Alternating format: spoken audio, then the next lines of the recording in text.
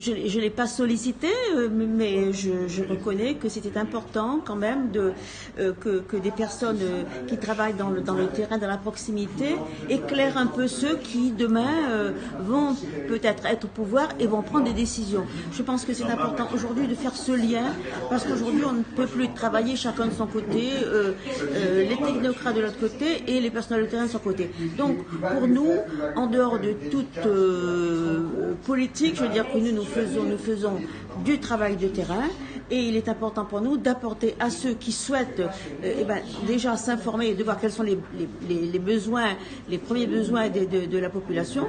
Moi, j'ai été tout à fait ravie d'entendre, d'autant plus que Stéphane Bijoux, c'est quelqu'un que je connaissais depuis très longtemps aussi, puisqu'il était ici à La Réunion. Et je pense que c'est pour ça qu'il m'a interpellé. Mais moi, je trouve ça tout à fait important justement que ceux qui demain vont devoir prendre des décisions puissent être au courant des besoins et de la population. Non, elles n'ont pas fait des propositions, elle a simplement nous écouter. Je pense que ça c'était important qu'on nous écoute et donc on s'est beaucoup exprimé sur un certain nombre de choses. Mais nous étions d'accord parce qu'apparemment, en ce qui concerne les violences intrafamiliales, elle a aussi une expérience directe qu'elle a vue. Donc on était un petit peu en pays de connaissance en quelque sorte sur ce thème-là.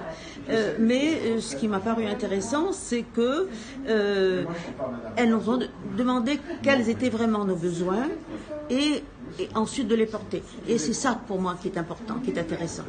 Oui, parce que La Réunion a des spécificités, c'est quand même l'un des départements les plus touchés. Je pense que, de toute façon, qu'aujourd'hui, nous avons exprimé nos difficultés, les associations qui s'occupent de violences intrafamiliales, les difficultés auxquelles nous sommes confrontés, les difficultés de moyens, alors que les besoins sont énormes.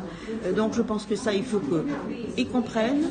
Je pense aussi que peut-être il y a une décision qui sera prise, par exemple, en ce qui concerne les dossiers européens qui sont très compliqués pour les associations, qui est une instance qui s'occupe de ça. Donc je pense que il y avait presque une promesse de dire qu'effectivement il faudra mettre ça en place. Et en tout cas, nous allons le rappeler, bien entendu.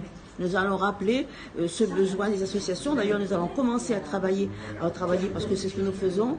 Et il y a d'autres choses que nous pourrons proposer effectivement parce que les associations sont souvent obligées de faire un certain nombre de choses alors que leur travail essentiel, c'est d'aller sur le terrain et de s'occuper vraiment des personnes qui sont en difficulté et pas trop perdre de temps dans l'administratif, etc., dans les complexités budgétaires et autres.